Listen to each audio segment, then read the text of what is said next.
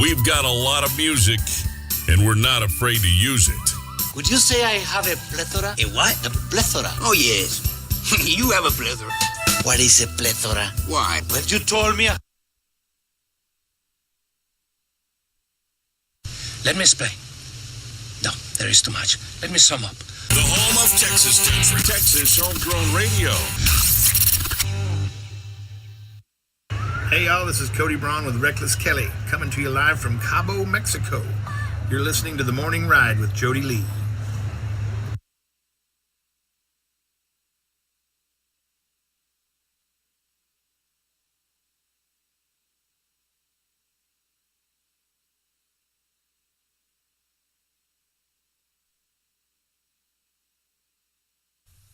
Wax on, wax off. Breathe in, breathe out. Wax on, wax off. A lesson, not just karate only. Lesson for whole life. It's the morning ride.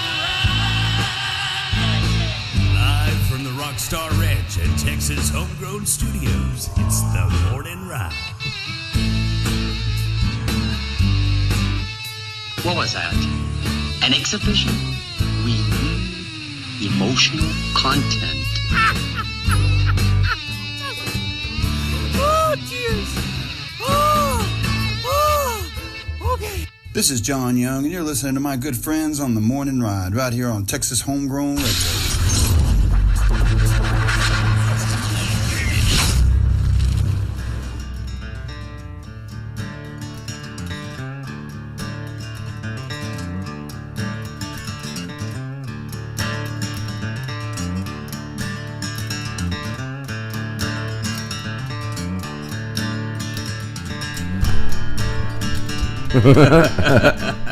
It's lightning in here.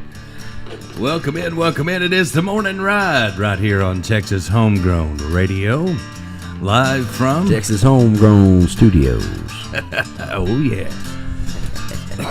The morning ride brought to you by some great sponsors like our friends down at Triple Crown Ford and Lincoln. Right. Get on down there and let the horses run. And brought to you by Cannonball Insurance Solutions. There we go. There, got it. Finally got that splash. Yeah. That's like when they do the high dive, you know, like these dudes, and they're like, It doesn't hardly. 10. Like, how did that even, like, Wow. What? He's like a torpedo. The drip that falls off of me is louder than the ones that the splash that disgust me. For real, dude. The morning ride also brought to you by Brazos River AC. If you need an AC, Call Wasey. And Wiley Disposal. is your trash in a piley? Call Wiley. Don't lose your smiley. And brought to you, of course, by Beverly Gosden Jenkins and the A-Team. That's right, because if you want the cream of the crop, You gotta rise to the top. call the A-Team. And I can't leave out that one sponsor, Double D Barbecue. Where you don't need no teeth to chew. What's up, Dana Detheridge? Not much. He's in the house. Get a little something in there. There you go. Oh, yeah. But let me fix you up there. Oh. How about that? That better? No. I think your microphone's turned the wrong way. There you go. Cho. Oh, that's way better. Yeah. Helps to talk on the right side of her. I don't know. Oh, It's my yeah. earphones. Probably something in the head. Probably something loose there. I got you turned up. But I can hear you because I'm right across from you. I got you turned up. Maybe it's Sweet. not- Oh. Does that make a difference? Can you hear me now? Can you hear me now? Yeah, they're doing something there. I don't know. I Anyway. can hear you because I can hear you right here. Dana Detheridge in the house. He brought us some breakfast burritos, and I wanted to show them. I really did, but I couldn't quit eating it. I did save one bite so I could show it on the cameras. So check this out. Check out this beauty-miss. Oh, look at that brisket in there. Oh, wait, there it is. She used to be about 9 inches longer, I think. As Oh, they said. crap. Uh-oh. 5-second rule. That's some good stuff right there. Oh, yeah. We I already ate mine. The sucker was gone in 5 seconds. Well, every morning we mess with Dana and say, "Where's our breakfast burritos?" He came through today. So he closed on Monday just to bring Yeah, us some breakfast burritos. Man, that might be the best best breakfast burrito I ever had in my life. Yep. I would eat that for lunch and dinner also. Yep. Yeah, you can't really go wrong with brisket and eggs. Yeah, but that brisket's got just enough smoke on it. You know what I mean? Like, Tell you what. like you don't have to cover it with barbecue sauce. It tastes good. You know what I mean? Oh yeah. That's what I love about Dana's barbecue. Just falls apart. You don't need no teeth teeth to to chew. You Yeah, can eat the it's true. bones. It's a true statement. Heck yeah. I hear that a lot from people, just saying, and they just love the smoke and everything.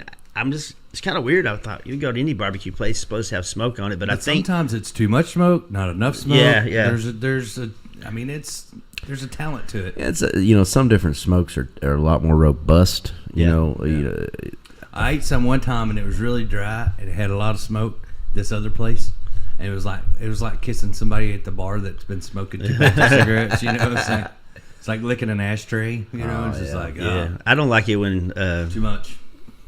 Like say hours later you start burping this up type of stuff and it's just getting to you. And I don't think mine does it. It's just what people say they like about it. It's mild, but you taste it real well. I've been seeing a lot of people, even not even tagging you. I'd see people talking about how good it is. Yeah.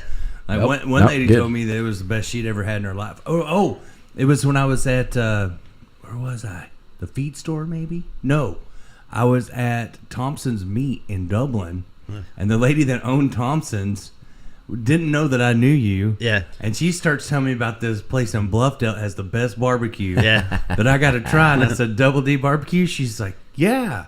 You know them? I was like, oh, yeah. It's like, they're a sponsor of the morning show. And she's like, I said, do y'all sell the meat? She goes, no. And I go, and you're pushing Double D Barbecue? Well, she was like, it's the best I've ever had. And like, her husband owns a meat company. I don't want to disparage any other barbecue places in town because everybody likes their thing, right? But I'm just telling you, I'm hearing over and over, you're better than, and better than, and better than. And being that I'm a foodie and I love food, I haven't had every barbecue in the whole state of Texas, obviously. But I've gone to those places that they're supposed to be the best. And you know who we're talking about, like Franklin's Barbecue and all these guys. I'm not trying to say I'm better, but if I'm not in the ballpark, something's wrong. Doing something wrong. You know? So I think I'm in the ballpark. Here's the way I see it. I judge every barbecue place by their brisket, straight up. You can tell a lot about a barbecue place when you eat the brisket, especially if you get sliced. Yeah. Like if you get sliced brisket, that's when you know if it's rubbery or if it's like cardboard. Like nothing else is going to be very good there. Well, if I go to like a Mexican food place, I'm a kind of that cheese enchilada, cheese onion enchilada, chili con carne. If that ain't right, we might as well stop if there. they ain't got no mole, come on. Mexican food, I got to try their queso. Oh, queso. If you can't make good queso, well, I'm gonna throw a shout out to some good queso in Stephenville because I've been hitting all the places since I kind of moved this way. And that El Corral. Oh yeah, that queso was awesome. That queso was that place on point. Yeah, hell yeah. So that's when I was telling you about the new one over there. Cool. Yeah. I thought so just like Stephenville, they're all. You don't expect what's happening inside some of these buildings. Exactly. It's not what's on the outside. It's what's on the inside. That's the truth. Hey, good morning. Hey, there's Cindy Rose. She said that grilled cheese barbecue sandwich. Oh yeah, that's popular. We do some things that are different. Because we have Mexicu and barbecue, and we even do I guess it's a pizza, but it's not a real pizza. It's like a pizza. But we try to do some different things, and believe me, man, like I have gotten you get creative. I have gotten banged though by some of the biggest barbecue guys that are actually making it really well down in San Antonio and other areas that are my friends. And I'm talking about what in the are you doing? What are you doing, man? That's that's not right, man. You kill the name of barbecue. But here, what I thought, obviously we work out of a food trailer because that's our kitchen, right? Yeah. We do have a building with air conditioning and patios and beer and all that stuff, but it doesn't have a kitchen, so that's how we work. So when I first started, I thought, how can I make the most amount of things out of the least amount of things? Yeah. And I don't want to call this Taco Bell but it's that concept where how did that turn into that? But it does taste different. What happened, That's what it's all about right there, bro. Oh, yeah. I love it. It's kind of like your food is like your music. Like, That's a great iteration. Yeah, your creativity And it's just Dana. Yeah. You know what I mean? Yeah. Like, I can't explain it other than that's just Dana. That's what I tell people that's about my true. music. I'm like, well, I sing weird, I write weird, my timing sucks, And it works. And I don't know, but people keep asking me to come back. They told Willie Nelson the same thing. Yeah. They told Willie, hey, you can't play a guitar like that. Right. That'll never work. You can't sing like that. What are you doing?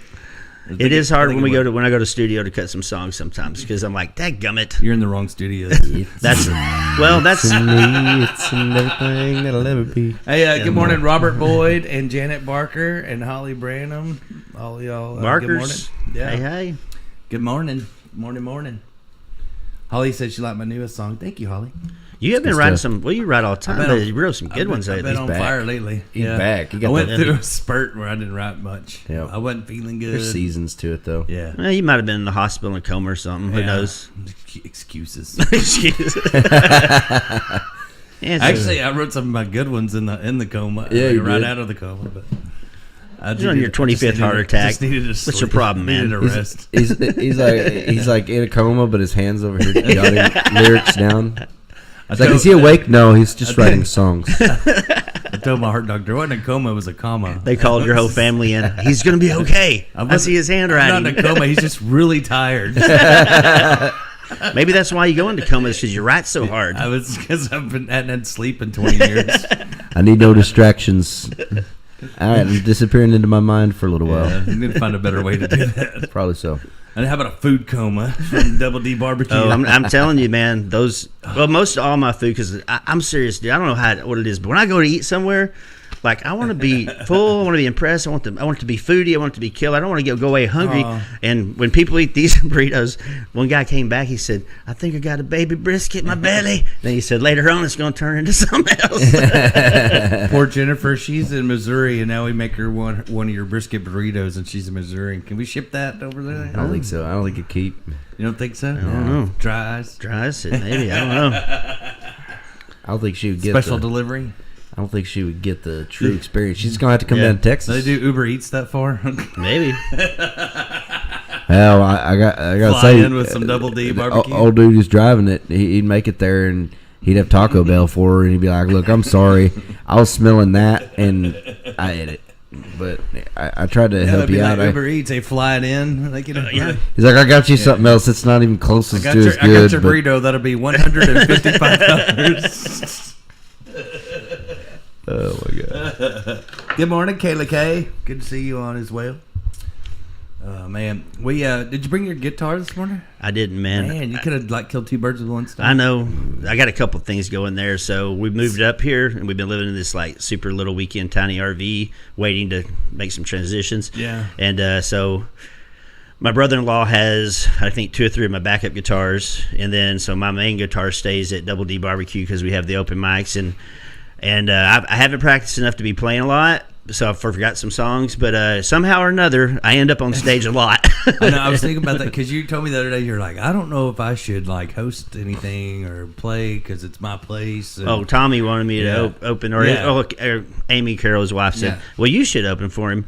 And I was like, "Well, I'm going to be busy, but I would feel so dumb doing Why- that." But you this know? is the guy that wrote, "I'm going to buy me a bar and put me on the jukebox." Yeah, so he played that, if yeah. anybody would get it, Buy me a bar Hey, and put go- me on the jukebox. yeah. So you basically. And here's just here's wanna the buy real- me some barbecue stand and. And here's what really sucks, though, man, is I had 2 opportunities to open for Tommy that I don't know if the venue contacted me or how it happened, and I don't really know why.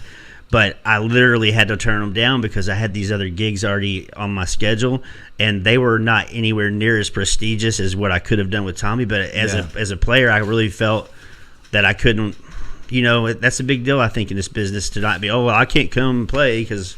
And I think if someone calls me at my place, I've already had it happen. Hey, I got this opportunity. I don't care. Go do it. But as a player, I felt like, well, I don't want to burn bridges and things. And so I missed that opportunity. I guess I could have took it back at my own place, but that would have, I don't know. I just feel weird about that, you know. Nah. I say go for it anytime you can. Do it up. Mm-hmm. Yep. Maybe I'll just open for everyone else for the rest of the time. Yeah. Good. Just be, Guess just be a what? thing. Guess what? I'm your opener. That'd be awesome. Well, I could become the next Larry Joe Taylor. Right? Guess who's headlining tonight, baby? And I don't mean that in a bad way. That's awesome. But hey, That just happened. He said it. That just happened. if you can't beat them, join them, right? I love it. That just happened. Oh, you won't let me open for you. Guess what? Now I am. Now headlining. Now you're opening for me. Was that wrong? I'm in the wrong no, the you're wrong at the county right- for this, you're right? in the right You place. did- that's perfect. Hey, good morning, Gino McDaniel watching this morning. Gotta Top say to hi burning Gino. to you. I want to be Gino when I grow up. Gino's cool, man. Cool as a fan. Hey, they've been showing up over there a lot, and it took me a minute to recognize. They said we watched you play Jody's thing over in Dublin, and then it just took me a couple of times, and all of a sudden it just all clicked, But I might have been doing some drinking or something over there in Dublin. I don't know. I show up and say I tell my wife I'll be home at 12. It was like That 2. used to happen. It was a long drive for me. That was about an hour and a I half. don't do that stuff anymore. Oh, you got to cut back a little bit sometimes, Yeah, I quit everything that was bad for me. I think it's a good thing, man, because we need you around here. Yeah, I kind of figured out that probably should start listening to the doctors a little more. Yeah. I'm at that age. It's not good for any of us, probably, but in your condition that you've been in, I imagine. In my defense, the reason I did so much before was because I knew they were going to stop me at some point, and I didn't want to feel like I got ripped off. So I got it all in early. I think you did. That's why I tell my nephew, I'm like, eat the chocolate. They're going to tell you can't one day. I want to live through you. Like, eat it. He's like, no, I want water and a beef jerky. I'm like, no, get a soda and candy. Well, I know we all had some fun gigs together and all kinds of stuff. So Yeah, man. Pretty Played sure. at Fred's back in the day. Play at Fred's. Fred's is cool, man. We had some good rattlesnake nights and Dublin nights and Fred's, Oh, Texas. man, it's and, been a long time since. we played at the old Fred's, Texas, which is gone now. Back when we had long hair. And we played at the new Fred's, Texas. Is that gone now? Well, Fred's, Texas is Fred, gone. yeah, we played with Dana at the new Fred's, but the old Fred's, me and him used to play there. Yeah. I never did that's that. back- you missed that one, but you got the second one. That's back when we had long hair, Yeah. and people thought he was my mini-me. Yeah. It was close, wasn't it? It was. His was longer, though. He could do the braids. I never got mine that long. You know why I cut my hair, though? Wasn't. I'm dealing with the food thing. That's one thing. But seriously, I'm not joking you. My wife is not, she doesn't do a lot of hair stuff, even with my daughter. And it's hard to braid your own hair. And I was having to do that. And I was kind of running late for a show. And I was like, please just do it for me. And she's like, oh, okay. And so she gets up there and starts braiding both sides. And she said, did you know you have a big bald spot on the back of your head? And I said, well, yeah, I got natural cowlick, and I probably sleep on it. She said, no, it's really big. And I said, oh, whatever. I said, put your hand on it. Show me where at. She put her whole hand on it. And I was like, that's bull. And then she takes a picture, and I'm like, you been letting me walk around like Gallagher? So you gonna start smashing watermelons now or what? And I was like, well, I wear a hat, but yeah, that is getting kind of weird, I guess. Is that a skullet? Skullet. That's greatness. To be fair, I started trying to give myself a haircut, and then I ended up completely bald. I went all the way. I went full retard though. Like I went and razor shaved it. I was like, just want someone to try it. I went to pick him up. It's like right before we're opening for the Great Divide. I'm like, what happened to your head? I was wondering, but I freaked my wife out. I jumped out and I was like, you want to play convict and the nurse? And she's like, what?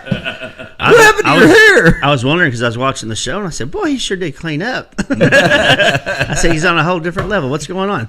Yeah, I got in a fight with a pair of clippers and ended up. Man, I do that sometimes. I used to do that for like 3 or 4 years. I just shave it off because we wear hats anyways most of the time. And then what's the difference? I mean, a little a men's haircut versus that, it's only a little bit different. I mean, then there's old Nathan Barker. He said, what up, Double D barbecue in the house? What? No, he says his house. I didn't even know how to spell that till now. His house. His house. His house with a Z.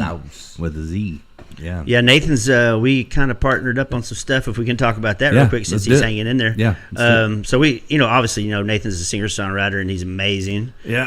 I encouraged him to get on stage and sing. I take all the credit. Well, I'm gonna tell you, I will give you some credit there. I bullied him into doing it. Well, he was playing the old cajon, and obviously he's a because you tried to steal my cajon player. Cajone. Well, I'm. You know how it goes. You see somebody that's good, you gotta say, "Hey, come on, man." So when we played a bunch. I don't know how many gigs we played together. A lot. Yeah, y'all played a lot. Bunch. I'm gonna say maybe 50 or 60 more. I don't know. And then he was like, and during one of the shows, he's like, "Hey man, I can play. I can play and I can sing. Like, do you mind if?" And I was like, "Heck no, that'd be cool." And then he got up there. I'm like, "What are you doing, man? Get up there and do it." And then he was kind of scared, I guess, and he got over that. Oh yeah. And he always gives you and I a bunch of credit. Like, "Oh man, you know." He's saying that on here too. It's all our fault. Yeah. He said, "Well, giving us all this credit," and I was like, "Dude, when you have that kind of talent and that, it's going to find its way out of there somewhere." That's true. Whether who helped you or not. Yeah, but it does. Sometimes it does take. Jeb's the one that pushed me to do it, so it's his fault for me because I wrote and sang, around campfires and stuff. But I didn't go play gigs until Jeb started making me do it. And he threw me in the fire. Like he didn't even do. He did one with me, and then next thing I know, I was getting gigs by myself, and I'm like, crap, I gotta learn. I was crashing them. I was crashing them. I'd finish my show and I'd show up to his, or thank God, I would like be finishing up a show and he'd crash my show. Yeah, and finally we were just like, we should just do this together. Well, that's better motivation than I had, which was super depression and got fired from my job. And I was like, man, I'm playing music. Forget this. I wasn't encouraged by anybody. They were discouraging me. That's where those good songs come from. Yeah, that's why I wrote a bunch of those good ones. It's hard to write happy ones, man, sometimes, I know. I told Matt Wayne that one time. He went through a bad relationship, and he called me crying about it. And I was like, would you shut up and go write a song? He was like, what? And I said, shut up and go write a song. He was like, okay. And then, like, a few days later, he calls me back. He's like, dude, I got some songs. Man, I told you. When I first started playing, I mean, and I'm not saying I'm good now, but I was probably really rough, and I didn't think I was. You know how it goes. Yeah. But this is back in, like, Hoots and Rendon. Wow. Dude, I'm rolling up, and it's Matt Wayne, Michael Paget. Yeah. These dudes, I didn't know how talented they were, and they let me play. And they would jump up there every now and then. And Brooke Wallace on the film. Wow, yeah. Dude, I was just had my eyes closed playing. All of a sudden, I hear people joining in. I'm like, oh, my God, what am I going to do? Yeah, she ended up going, like, on tour with, what was it, one of those big bands in Nashville. Yeah, I know when at Billy Bob, she was sort of this, hey, you need a fiddler for your band that's coming in. I mean, she's hired gun all day, Yeah, but she was playing with Matt, and then she ended up going and playing for Lady Antebellum or something like that. Yeah, and her husband, I don't know if I guess they're still married, was Dusty something. He did the George Strait. Boy, yeah, you jumped right in there, didn't you?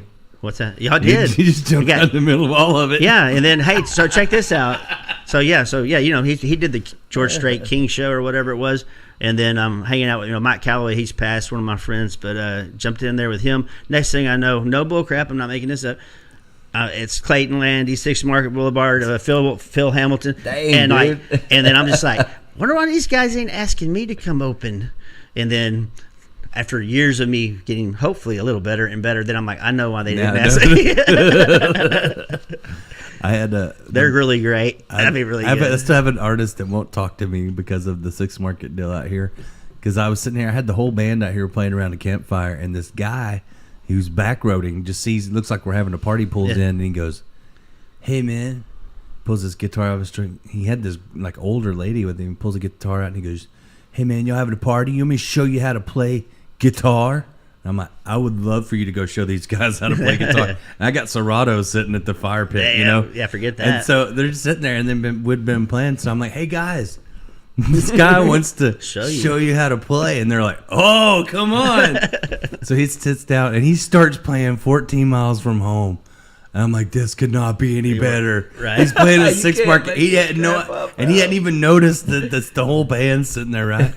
and they're all looking at me, and I'm like, wait, just wait, So he starts going. By the time he gets to the chorus, Serato starts playing along with him, right? And he's like, ooh, that's pretty good. You see him look at that guy like, that sounds a lot like that song. And then Clayton starts singing, and they all started getting in, and he was just like, he stops and he goes, y'all are 6 Market Boulevard, aren't you? And they're like, yep. And he was like, well, this night can't get any worse. And I said, actually, it can. And he goes, what do you mean? I go, that lady that was with you? And he goes, yeah. I said, she's married. And he goes, what? And I go, her and her husband are sponsors of my morning show.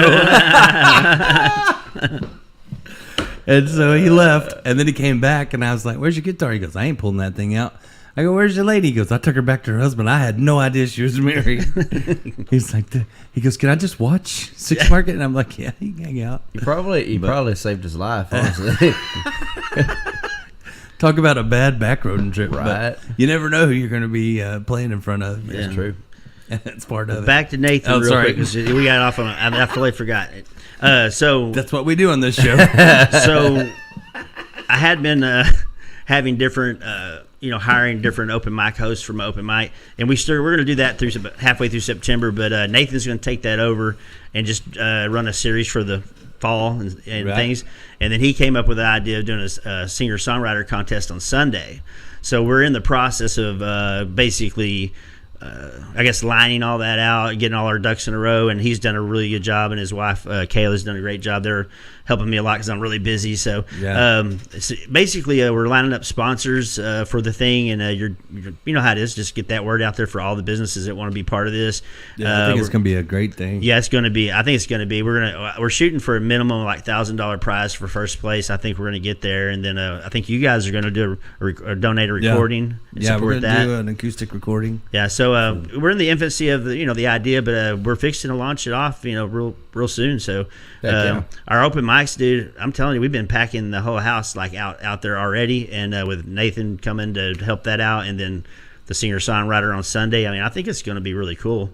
Yeah, and we were talking about the talent that comes out there. I mean, man, it's kind of like we did the things at the Rattlesnake and the Red Barrel and things like that, and the talent that would show up even for open mic was just like, what? Yeah, like you would even show up. Yeah. We had artists that would show. I think it's gonna be the same kind of deal over there. Yeah, it's kind of become a artist hangout. Yeah, it's already. That is already kind of happening. You're getting Buck Buffalo showing up, and Tim Nolan, and Nathan, and Keenan Brazil. Yeah. I mean, they just show up, and you're like, thank you, man, this is cool. And that's stuff that doesn't happen all the time, Yeah. And so Heck yeah.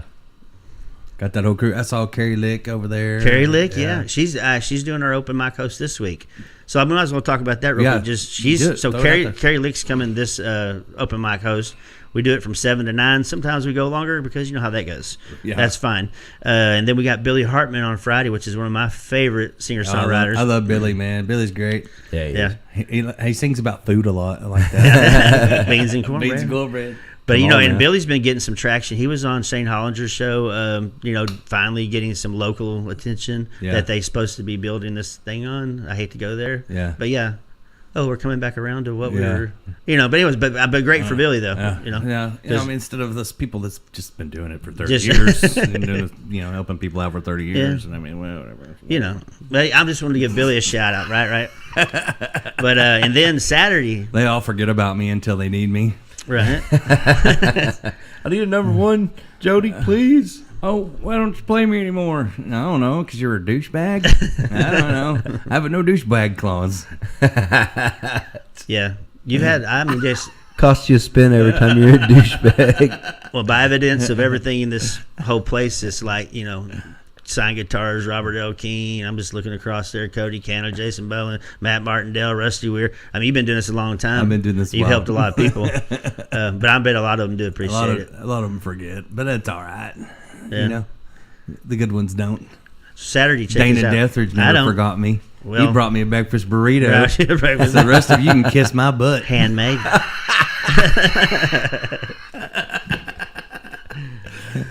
The way to my heart is a breakfast burrito.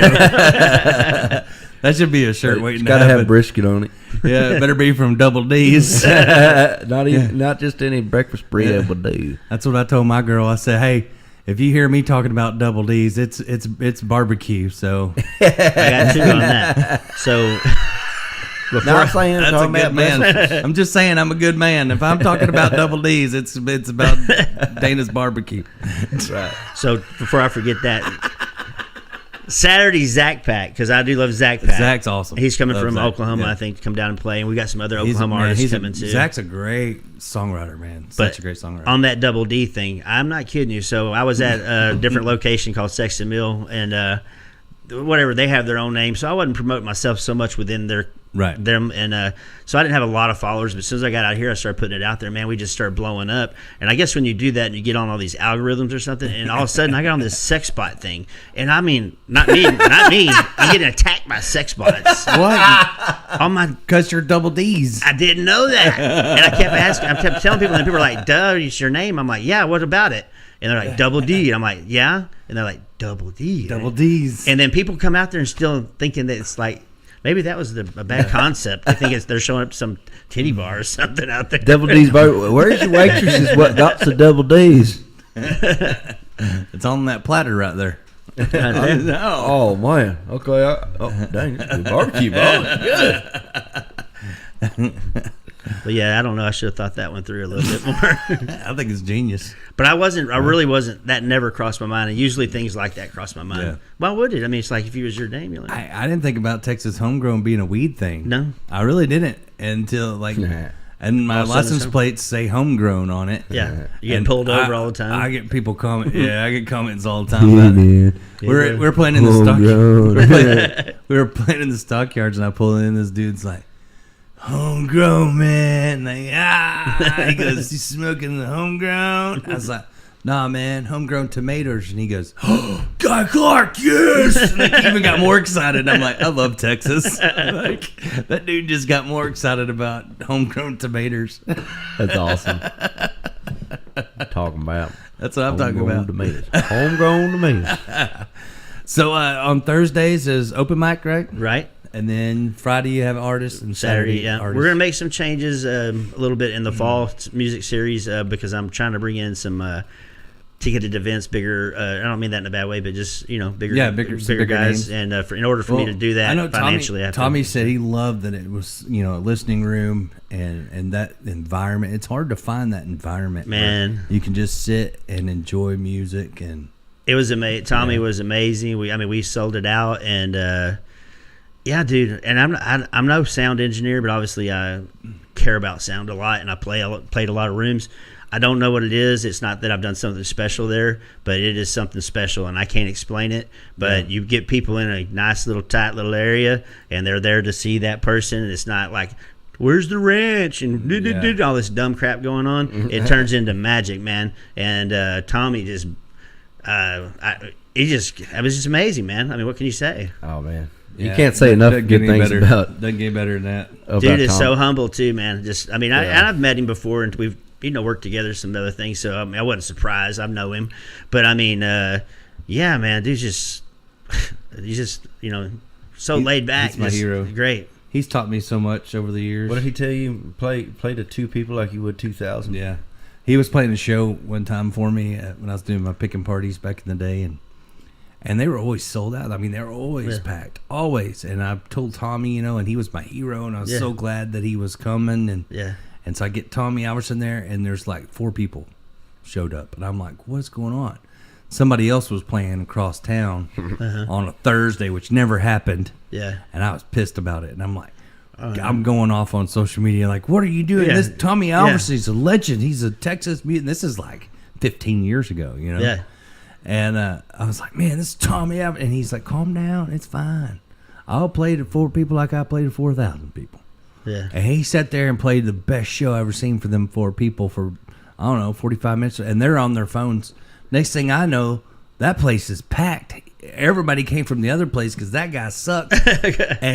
and I knew that guy sucked. That's why I was mad about it. But these people were going, Tommy Alverson's amazing. And he ended up packing that place out. There was people waiting outside to get in. Nice. And I'm like, oh, I see what he's saying. Man, well, because if he had got mad and acted butthurt, that wouldn't have happened. I'm just going to not play. Right. Well, people he taught me a lot. The very next day, on Facebook, he gave me a shout out in when he talks about people listening, people singing along, people clapping, the sound of the room was great, the experience was great. Man, there's nothing more that makes me feel good because that's what we're trying to do, Exactly. And for a guy like that to shout me out, I was like, to take the time to do it, and he does it himself. Like he don't have people that's doing it. Like he's a good dude. Well, and this I probably shouldn't say this, but I'll be careful how I'm saying it. But his family comes to all his shows, I'm almost sure. Yeah. And anyways, it was kind of packing up time, and his daughter came up and said, "Man, I go to all my dad's shows," and she said he loves playing, and everybody loves him. She said, but I could tell tonight he really enjoyed himself. Yeah, that's cool. And she said, and the sound was great. So that made me feel really good because as artists, we know that what they're saying. Yeah, exactly. We have shows. We're hoping to turn into really great shows, and sometimes they're just shows. Yeah. And sometimes they're like, wow, this is why I do this. You know. Exactly. It's very true. No, yeah, I've been there. Yeah. So I thought that was a really cool compliment. The first time that Jack Barksdale played with Tommy Alverson, it was right when we had opened up at Twisted J, and I had my studio out there, and I had Tommy come play, and Jack was there. Yeah. And so I kept telling Tommy like how good Jack was. Yeah. And so I'm the one running sound. Yeah. Right. And so Tommy invites Jack to come up and play his guitar, which is huge on Jack at the time. He was like, 8 years old or something. He got this big guitar, and the thing squealed right as soon as he gets up there because he's so much smaller. And I was trying to raise the volume, and it squealed, and Jack, without missing a beat, goes, "Jody Lee on sound, everybody." so ever since then, you'll see stuff Jack will sign to me, and he'd be like, "To the greatest sound man ever," and still to this day. So I was probably the worst sound guy Tommy had, and you were probably the best. Well, here's where the problem comes in because I dial in sound for a lot of people.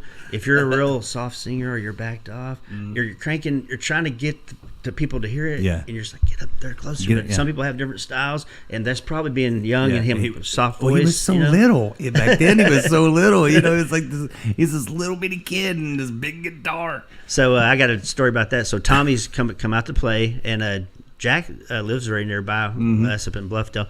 So he pops in before the show. Yeah, and I saw the pictures they put together of the first time and this time, and it was that time and this time. Yeah, and Tommy was like, "Dang it, man! You are the shortest guy in the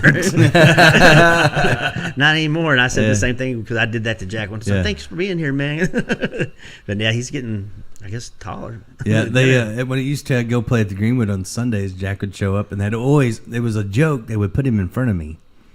Like, I could be in a circle, and they would move over and put Jack in front of me, and then he would start, and I'm like, I don't want to play after Jack. Right. And they did it to me. And so finally I was like, everybody was laughing about it one Sunday. And I was like, y'all laugh all you want to, but I'm going to say that Jack opened up for me every Sunday for 2 years. I put that on my resume. Well, I put a bug in his ear. I said, man, come down here and play. We can do this and stuff. So he's really busy. If you notice, he's going all over the world. So maybe someday he can stop down in his hometown again. That kid is like unreal. Yeah.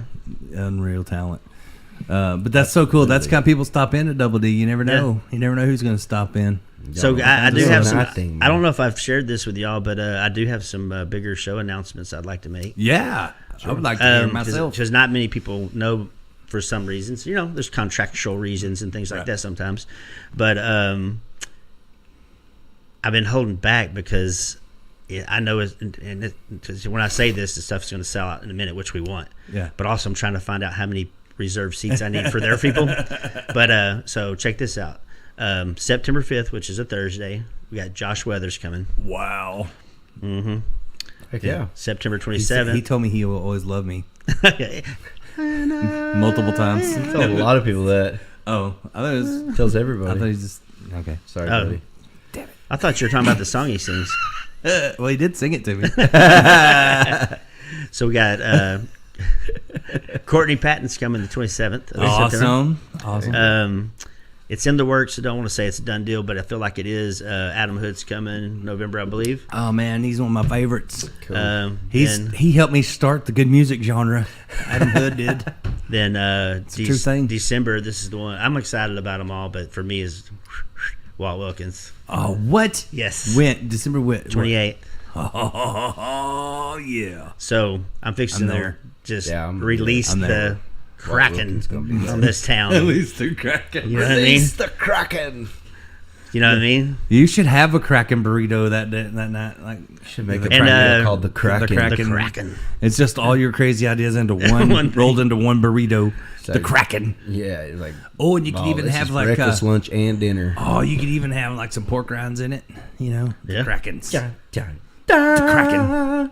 Release Well, the I really Kraken. thought about. By the way, the Josh Weathers and Courtney Patton tickets are on sale now, and I've already sold like 20 from Josh Weathers just by a couple of people up at the place. I'm like, hey, I just let you know, they already started buying tickets, so it's gonna sell out quick. But yeah, man, I don't know why I'm thinking about this, but I started this food truck and.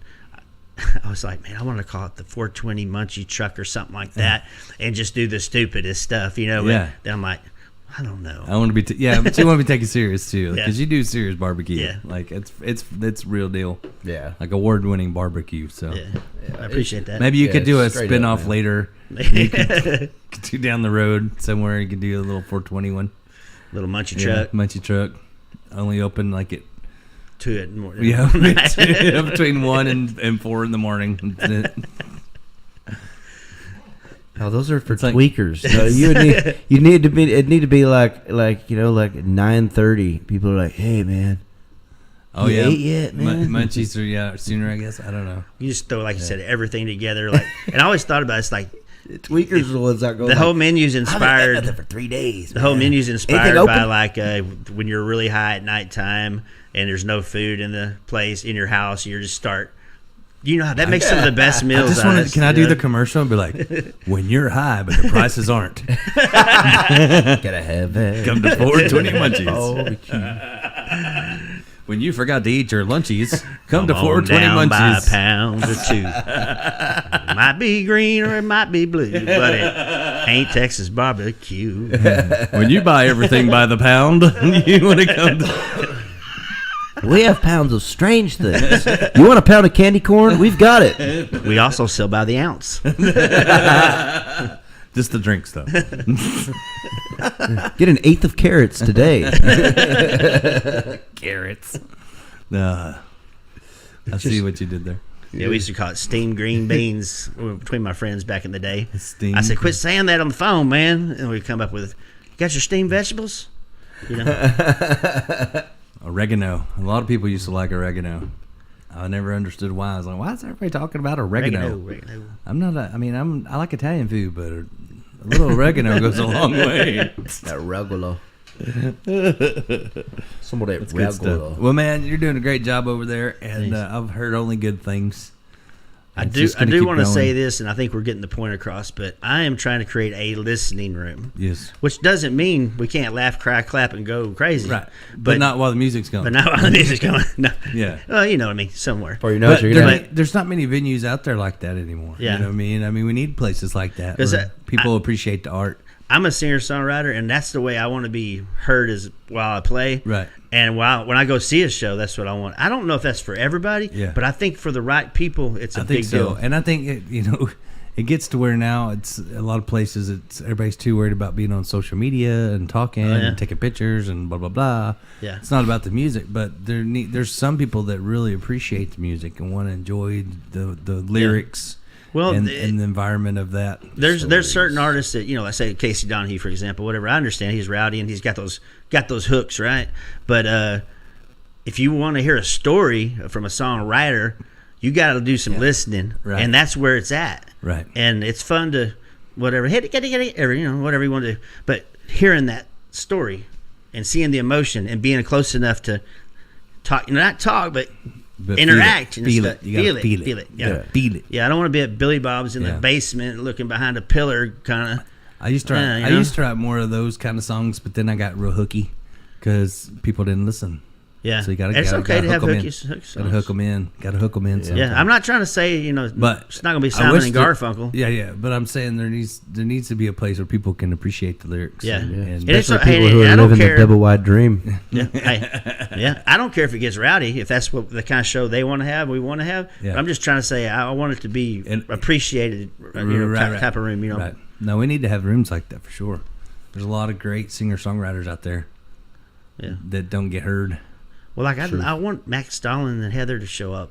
Yeah. I know that's going to be a tough one, and I think I can do it. But I got working a on Max that. Stalling guitar in the other That's room. my favorite guy ever, Yeah. dude. I went to this is like He's 8 foot tall. I'm gonna call this 19. He's so tall. I'm gonna call this 1998, 99, maybe. I was at the Wolf Jam back. I think it was called Wolf Jam or something back downtown Fort Worth, and Charlie Robinson played. and then Pat Green was coming up, and they're hey, just talking smack. And over here on the side stage, this guy named Max Stallings had started, I guess, before them. It was supposed to be ending, and I went there for the, Pat and all those guys, and I could not take my eyes. I was like, what in the heck? Oh, Max is awesome. Since that day, dude, I mean, I never turned One back. of the Never looked nicest back on guys that. I've ever interviewed, probably. Yeah, that's Max cool. Stallings. I got a lot of stories Yeah. about that guy, man. Yeah, Because he's super nice. we have a lot of intertwined.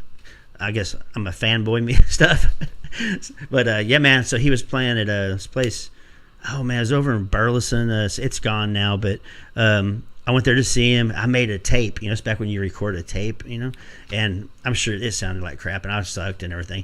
But in my head, this is it right here. So I hand it to the guy, and this is back before a lot of this computer stuff, and dude writes me back, man, and critiques everything, and was super nice. And then as years go by, I keep, hey, you remember that? And he's like, oh yeah. And then I'll see him at some show, and I don't know if he really remembers me, but I think he should, because it's just been so many. Max meetings, remembers. He's that guy. He remembers.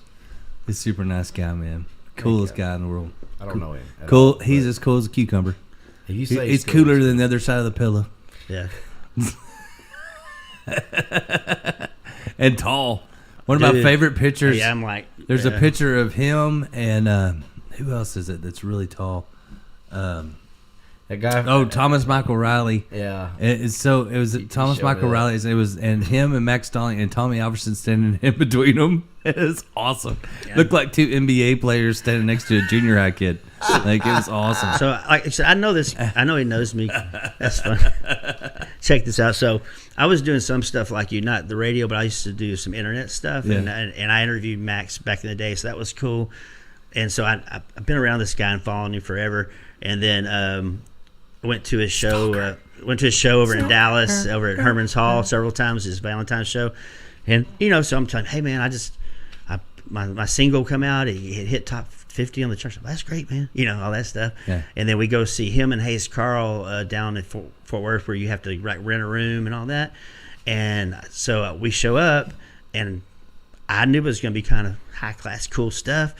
They are literally just letting you sample shots and bringing you hors d'oeuvres. And I didn't know this was part of it, man. So, yeah, dude, I get jacked, man, and I didn't mean to. So, right. And I couldn't. If it's free, it's for me. And I couldn't finish.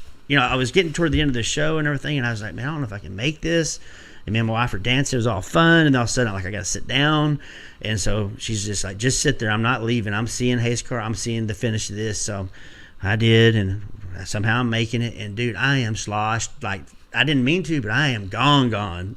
Like, don't know if I'm making it to the room. Yeah. And we get on the elevator. Shit, you not. Walks in Max Stallings with his guitar, and he goes, "Yeah, I think I know you." And I was like, "Yeah, man." Here I go with my drunkenness, man. I love you. This is a great sound, man. And my wife's just like, "Shut up." Just I love you, man. You think it's cool, but you're not cool. Yeah, you're not. I was like, it's so weird. Just how could that happen? And I had to be toasted of all times. Yeah, I could have just been so cool. It's like when I met George Strait and he got off his horse. He was riding a horse and he got off, and I thought of all these things I was going to ask him, and he got off his horse, and I was like, I thought you'd be taller. That's what I said to George Strait. How do you come back from that? You can't come back from that. He's like, yeah, I get that a lot. I was a high school kid, and I just went, I thought you'd be taller.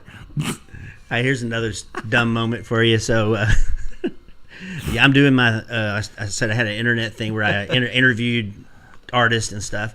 So I'm backstage at Larry Joe Taylor and taking some press pictures and all this stuff.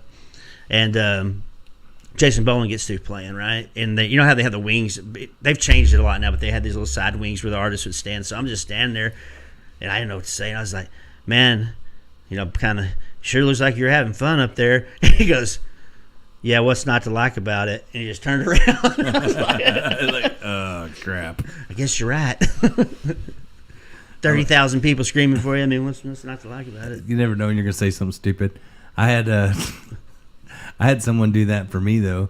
I've told Jeb this story, but Ray Benson from Sleep at the Wheel, we were at Larry Joe Taylor's, and we're standing backstage. I was supposed to introduce whoever was coming up next, and so I'm standing there, and Ray Benson looks over at me and he goes, "Hey man," he goes, "I'm a huge fan of yours." And my chest, swelled out. I was like, "Thanks, Ray. I'm a big fan of yours too, man. Like I really I love your stuff." And he was like, "No, really, like I'm a huge fan of yours." Well, next to me was Stoney LaRue, Randy Rogers, and Wade Bowen, and he hadn't mentioned them at all. Yeah. And they're looking at me like, "Who are you?" Like, you know what I mean? Like, they knew me, but they didn't know. Like, why is Ray a fan of mine? Like, that didn't make sense because they're all looking at Ray like, "Oh my God, Ray Benson's here." Yeah. And Ray just goes on, and I'm like, "This is awesome." Then I go and introduce, and I go backstage. Ray comes and finds me and goes, "Hey, I gotta apologize to you." He's like, I thought you were somebody else," and I said, "I know that, and you know that, but those guys don't know that." I said, "Can we keep this going?" He was like, "You want to mess with him?" I'm like, "Yeah." He's like, "Okay," which he's also like 10 foot tall, So then it got worse because he's doing it on purpose. And, I'm like standing around stoning on them. And Ray was like, "Man, you're one of the best songwriters I've ever been." And they're looking at me like, "What?" It was great. It was like, but it was all because he said something stupid. Yeah. So you never know. It turned out. It worked. Talk about a nice dude. That guy is cool, man. Ray Benson was one of the coolest. But yeah, he's tall like Max. Like they could start an NBA team, all three of them. So.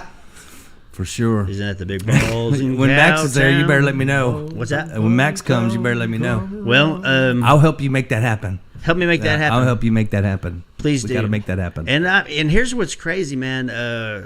I've talked to them before when I was at a different venue, and man, I think we make it work. We can make it happen. But some of the tickets to this place is going to be kind of higher than some places because it's such a small thing. It's worth it. It's and VIP. And I want to put it this way, and I mean this. You get hors d'oeuvres. I'm not making money off these artists. I want them to get 100% of every bit of it. So I just tell them, like, man, whatever it takes to get you here, I understand you need more money, but if your fans can afford it and you think they will, let's do it. Right. And I've been very lucky because I didn't know if that was going to work, and it's kind of working. It'll work. And I mean, I know it's working because the fans will come, but I didn't know if the artists would believe me saying that I think they'll come or I got a good room or whatever it is, Oh, yeah. If you book it, they will come. If you book it, they will come. Thomas Wright says, "Double D, the barbecue king." Yeah. Nice. He had some of my burnt ends one time over at the old Red Dog Saloon. Oh yeah. Yep. I went over there and played with you. That's where I went and played at the Red Dog. Yeah, I got to give it a shout out to them. They've been super supportive, like way back when, man. And they got a cool little spot on East Lancaster, bro. Mm-hmm. So it's the real deal. Yeah, and it's the real deal. Yeah, and that dog laid right there at our feet. Yeah. No. Yeah. Got It's all awesome. kinds of things going on over there. Yeah. It's good. Back porch fun. Got a lady coming in selling tortillas. It was entertaining. Yeah. Wow. It was adventurous. Yes, very. Thomas he hosted over there for a while, radio show over there. His radio show. And Josh Vincent did it for a while. He was a good friend of mine. So Very good. Dana's always doing stuff for other artists. Yeah.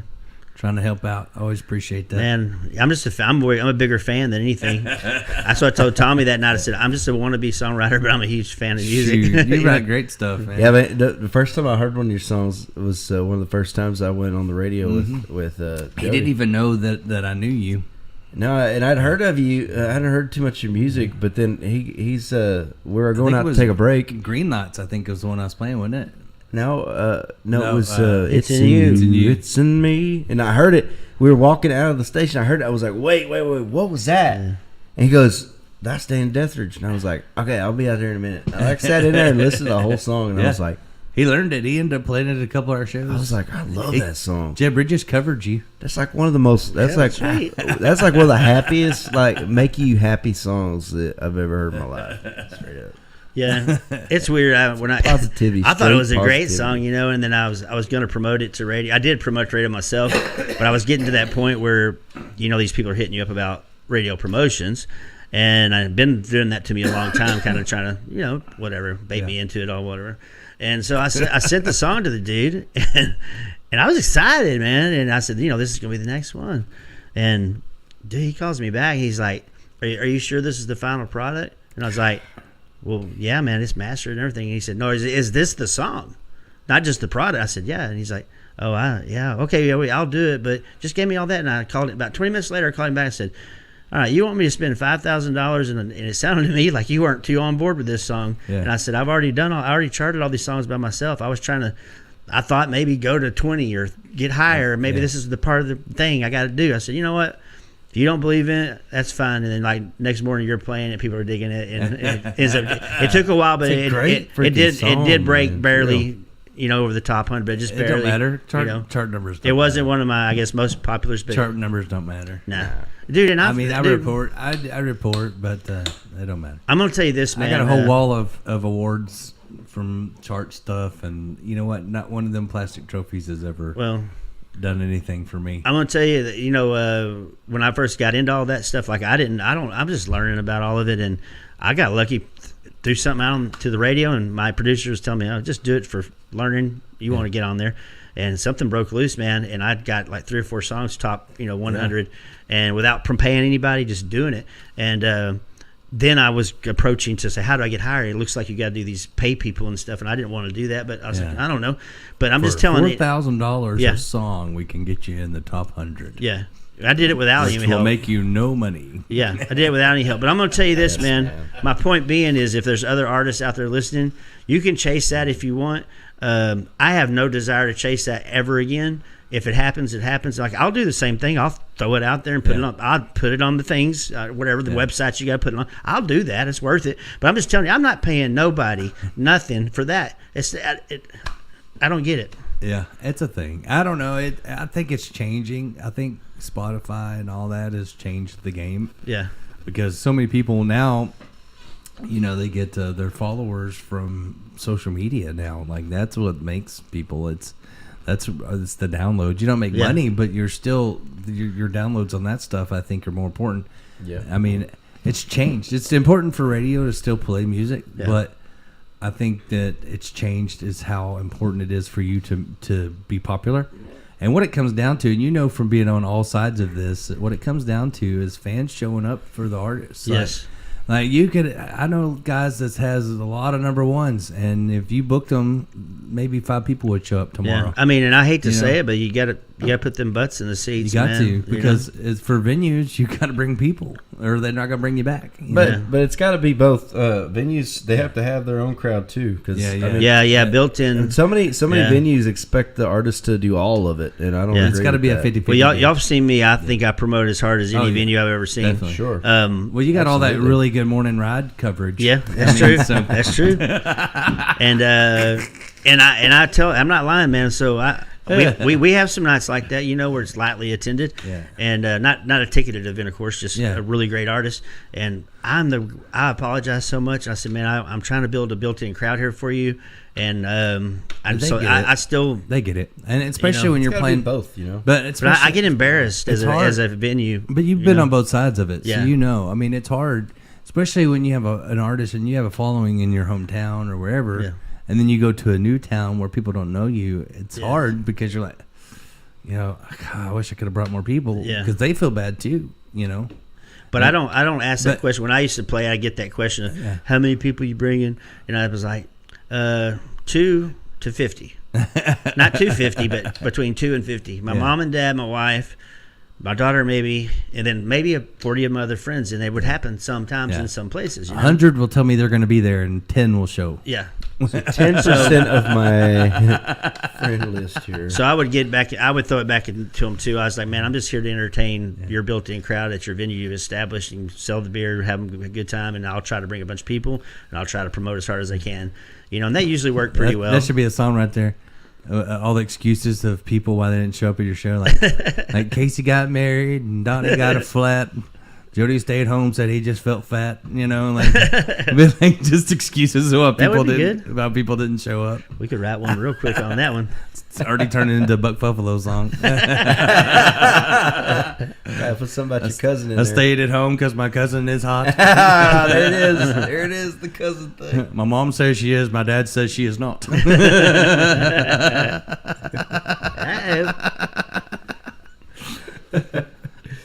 Oh my God. I had a guy actually try to explain to me one time. He goes, "Look, man, just look at this. Like, just think about it. If we all come from Adam and Eve, it's all incest. And I'm like, you can't look at it that way. And he's like, but it's true. And I'm like, I don't want to think about that. I'm not going to listen to you. Like, Stop it right he now. like had this whole thing like in his head. It's okay. Yeah. And then there's a flood. And And, it was- then it was just Moses. And it was at a Buck Buffalo show, so that song is what sparked the conversation. Is that before or after he played My Buddy? I think it's when me and Dustin Brown showed up and crashed their party, and I paid him $100 to sing My Buddy. What's My Buddy? Oh, it's you think you've heard the worst Buck Buffalo song ever, like the cringiest? No, that's it. That Really? I haven't heard It that was one. funny because he just got off a tour with Matt Hartman, and they were up there playing together, and me and Dustin kept yelling, "My Buddy," and Dustin's and Buck's like, "No, I'm not gonna do it. I'm not gonna do it." And I just kept asking or putting more money. How about for this? How about for this? Finally, I got to $100 bill, and Dustin Brown goes, "You'll give him $100?" I go, "It'd be worth it, trust me." And he played it, and Bull Nettle was full of people, and like I don't think most of those people had ever heard that song. It was the best money I ever spent. Oh, really? And Matt was on stage with him going, "Oh my God!" It's about. Remember they had the doll like for boys, and it's called My Buddy doll. Oh, no, yeah, My Buddy. My Buddy. My Buddy. The whole- I sent that over to you. The whole song is about him and this doll growing up together and things they did. Does it say put? Is it put him in a tree or something like that? And how then when he gets older and it watches him and his girlfriend, and like it's a cringy. I thought you were going to go for his. It's really cringy. Don't be a PSSY. Oh no, it's worse than that. Okay, it's worse than I that. like that song. That's yeah. That sounds No, awesome. My Buddy's just cringy. It's just very Cringy. I'm gonna have to cringy. request that when he shows up next time. Yeah, please do. I'm definitely doing it. It makes my I think My Cousin's Hot look like a fairy tale song, like a nursery rhyme. My Buddy is the worst. He don't even like singing it anymore because it's so bad. Careful what you write, though. Yeah, Yeah, I wrote. Somebody's going to be a fan of it. someone's They're gonna want it. remember. I saw him do one at LJT. It was somebody wanted to sing a happy birthday to him, and he starts off happy birthday doing his. Oh, yeah, he got went his own- into this whole thing, dude. And it was Oh, like yeah, he's licking, got a bad. It was good, but bad. Yeah, he's got a really good I bad liked it. birthday song. I liked it. He's been doing that for years. So hey, speaking of bad songs, I wrote this song. Y'all never heard it. It's called Johnson County School of the Deaf and Blind. What? Yeah. What? It is on a recording. It is a hidden track on my first album at the end. The Is it School called? of Deaf and Blind. Johnson County School for the Deaf and Blind. And the whole story is about me being so crappy and not very good that I answer this Craigslist ad, and I'm like, I'm coming. And so I take the stage, and they all love me, and it's because they're deaf and and blind, and I can come back anytime, and then I pick out. So Did you really? I did. It's on my album. You got to hear it. It's I live. need this track. Yeah. I need this So in my life, bro. Nathan said, "Let's hear it live." I don't know if I can do it. It's a long one. And then I pick out a chick from the. I pick a chick out from the audience, and we have a relationship. We got in the parking lot in the gravel, and there's all kinds of stuff in this song. So I was playing this song. Gum, Bubba. So I was playing this song at Turkey Creek, which is no longer open in Alvarado, and a lot of my friends there.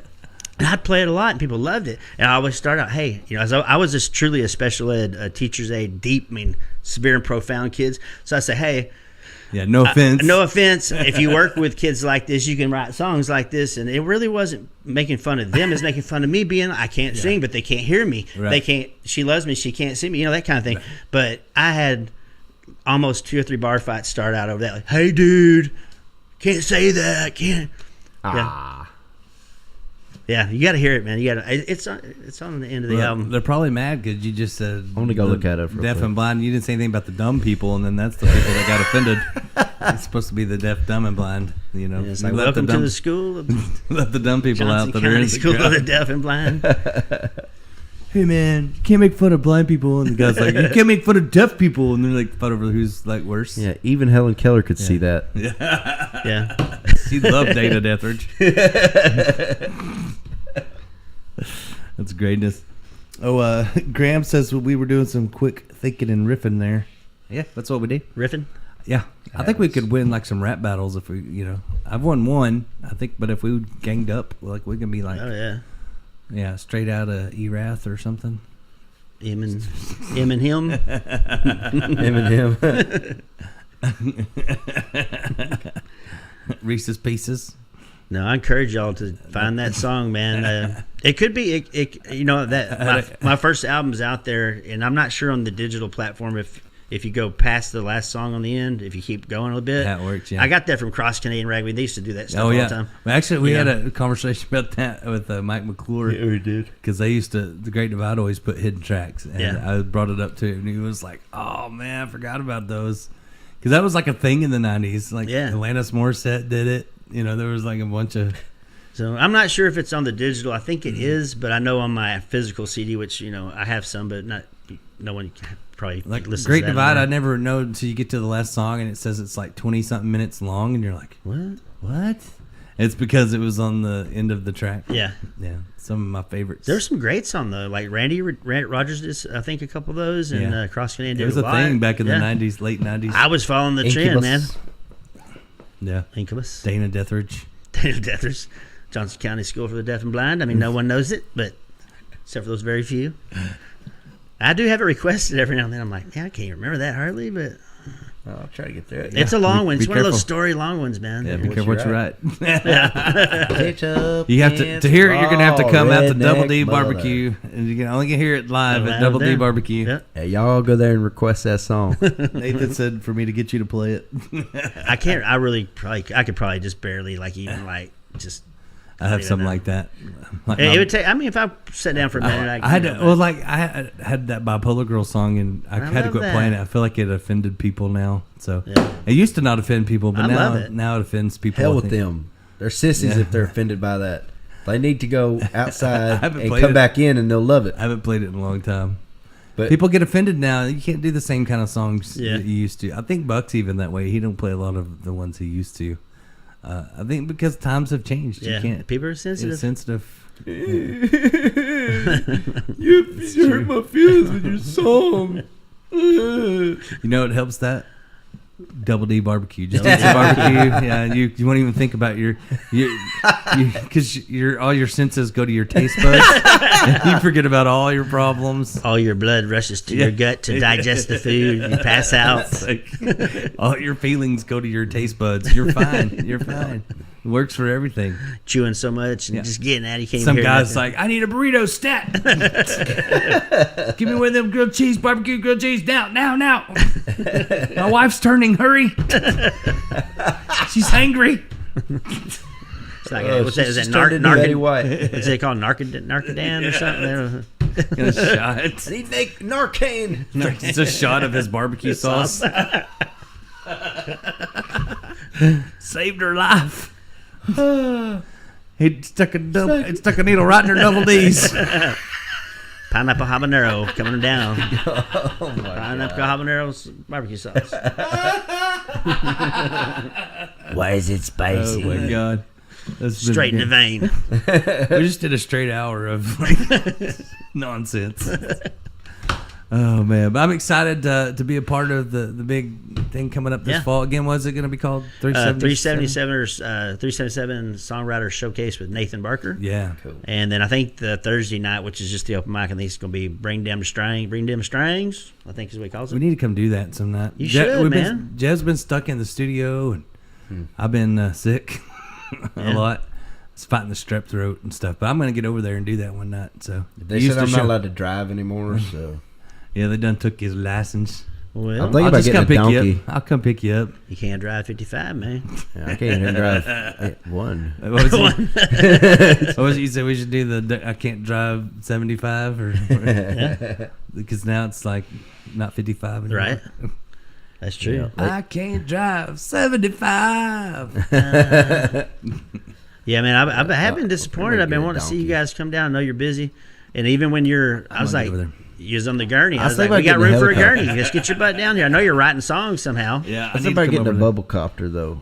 Bubble copter? Yeah, because you can't pull me over in a helicopter. That's true. You can land right on the roof, boy. They'll wait for you when you Well, land. I don't know. That old building might Be follow like, you. be like roller skating in a buffalo herd. It's possible. I done seen it. You can be happy if you want to. Mine too.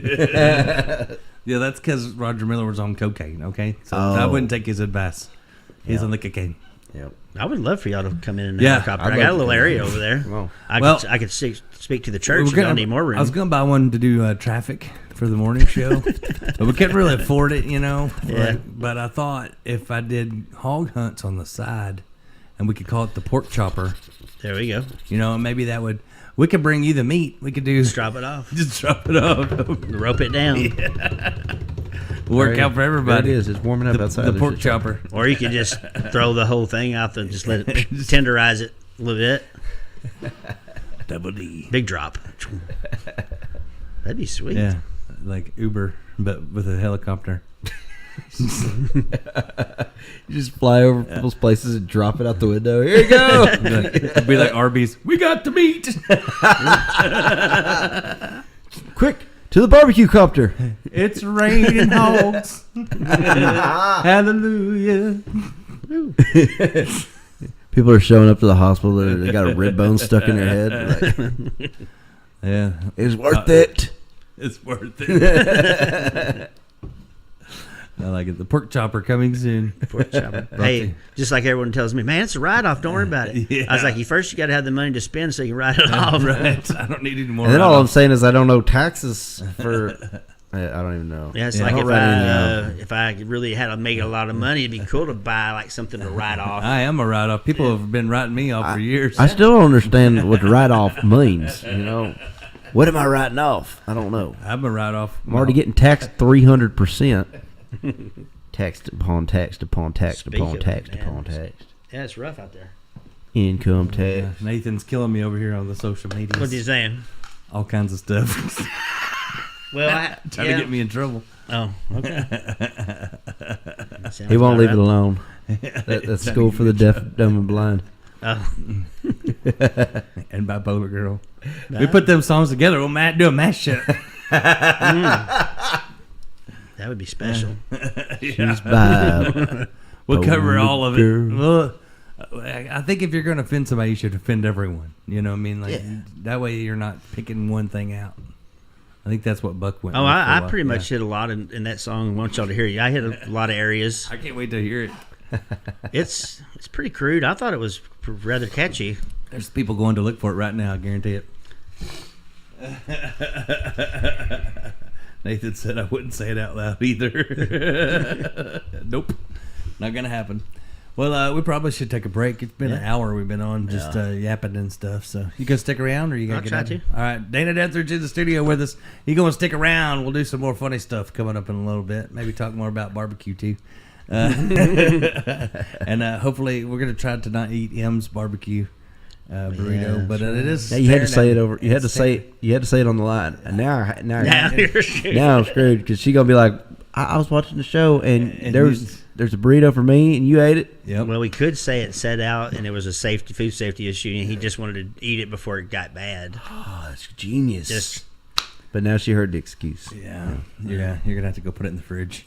Yep. All right, stick around. We got more coming your way. It's the Morning Ride right here on Texas Homegrown Radio. Pew pew pew pew pew pew pew. pew.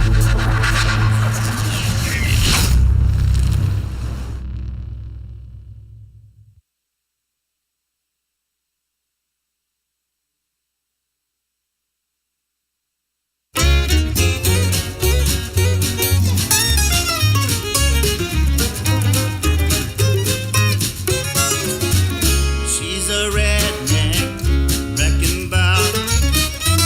She swung into my heart. She smashed it all. She wrecked my truck, dipped my snuff drink, all the alcohol. She's a certified bona fide redneck wrecking ball. She put gas in my diesel, drove it like evil couldn't evil, out to a place I couldn't find. She ran it in the ditch. Oh God, she's such a she's a basket case, but always on my mind. She's a redneck wrecking ball. She swung into my heart. She smashed it all. She wrecked my truck, dipped my snuff drink, all the alcohol. She's a certified bona fide redneck wrecking ball.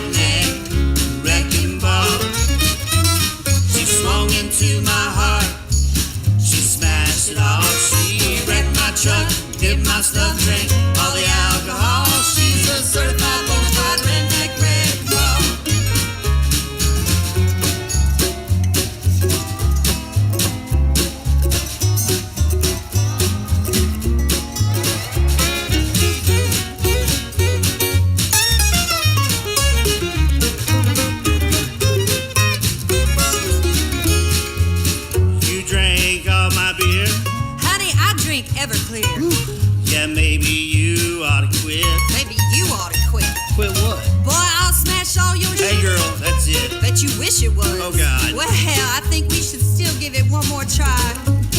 She's a redneck wrecking ball. She swung into my heart. She smashed it all. She wrecked my truck, hit my snuff drink, all the alcohol. She's a certified bona fide redneck wrecking ball.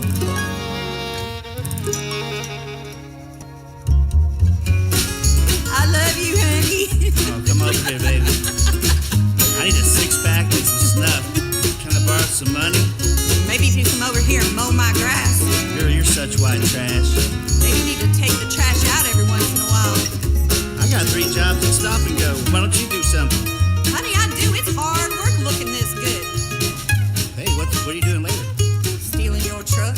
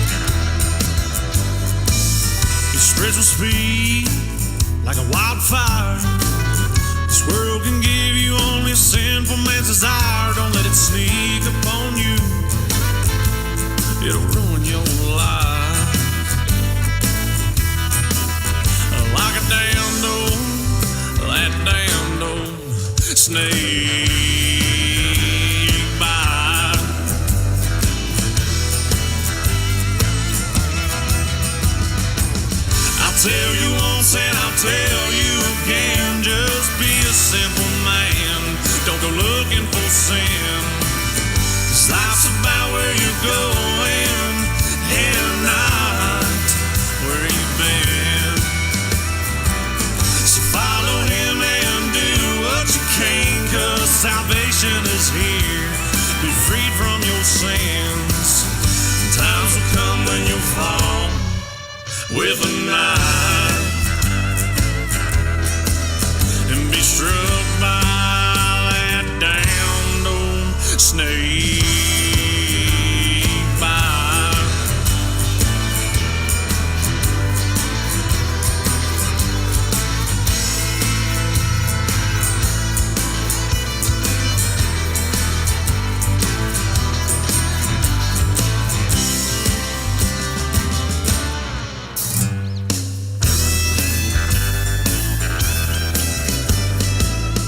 Broken down is a lonely sound when your heads are spinning around and around. All the way from here I can see the fear in your eyes.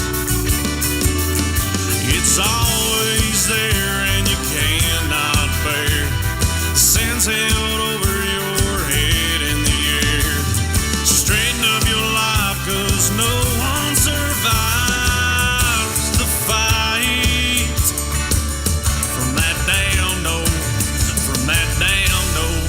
snake bite. Come on now. I'll tell you once and I'll tell you again. Just be a simple man. Don't go looking for sin. 'Cause life's about where you're going and not where you've been. So follow him and do what you can, 'cause salvation is here. Be freed from your sins. Times will come when you'll fall with a knife and be struck by that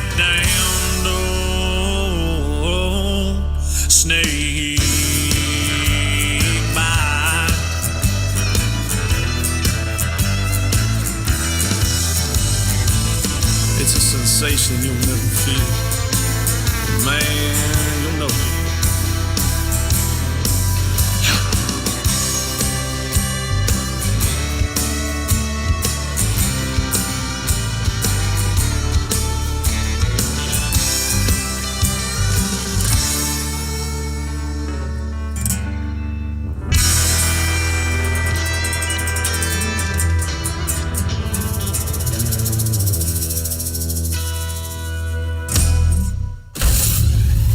Cody Johnson here, and I'm telling you to cowboy up with your best choice of Southern rock and Texas country in Stephenville. Proving it, song by song, and right now.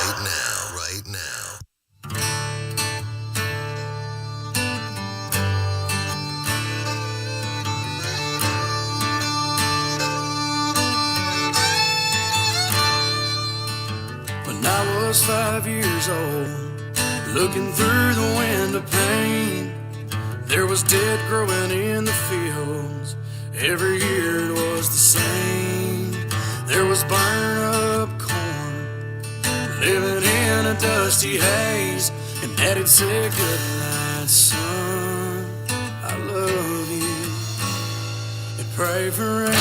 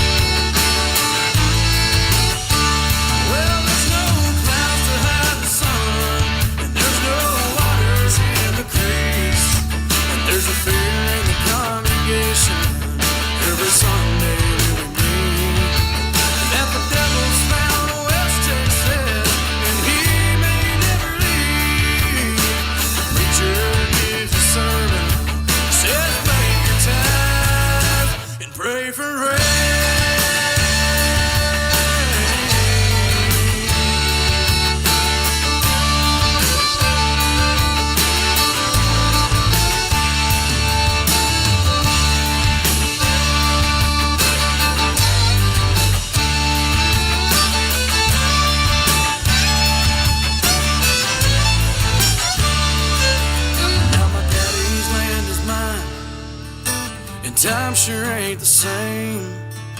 The blacktop's taking over. There's no room to grow the grain. And now the man down at the bank, well, he don't understand my pain, 'cause he don't have to lay his head down every night and pray for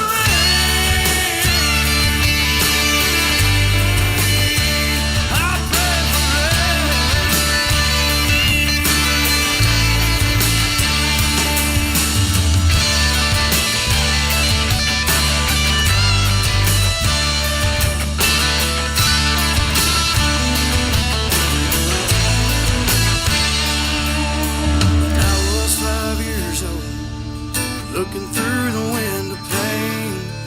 There was dead growing in the fields. Every year it was the same. There was burned up corn, living in a dusty haze. And Daddy'd say, "Good night, son, I love you."